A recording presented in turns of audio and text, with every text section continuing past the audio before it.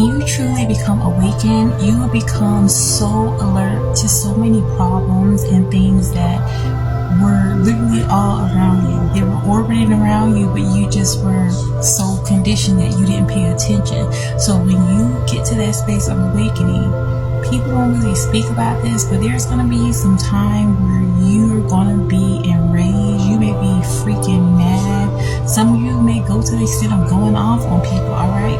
But don't allow yourself to get caught up and get stuck in that phase of your awakening. You're going to have to really go within. You're going to have to connect to something higher than yourself. You're going to have to connect to God, Allah, Jesus, Buddha, whatever it is that you believe in. But you're going to have to connect to a higher power to pull you up out of the trenches of that. Because unfortunately, there's so many people that are stuck in that phase of their awakening process. Because it can seem so overwhelming. There's always hope.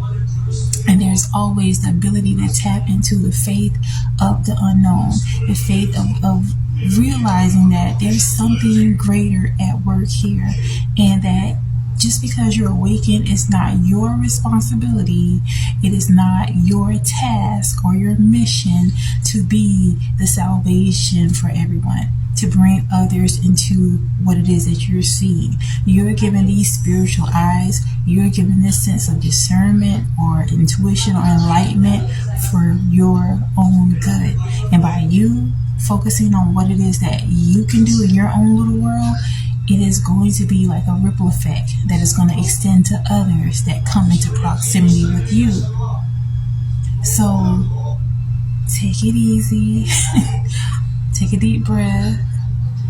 Focus on having self-compassion, because literally some of you are going to be going off. Have self-compassion for yourself and extend that self-compassion to others, because literally there are things that are going to be made aware to you that are going to be freaking maddening. It's going to be enraging.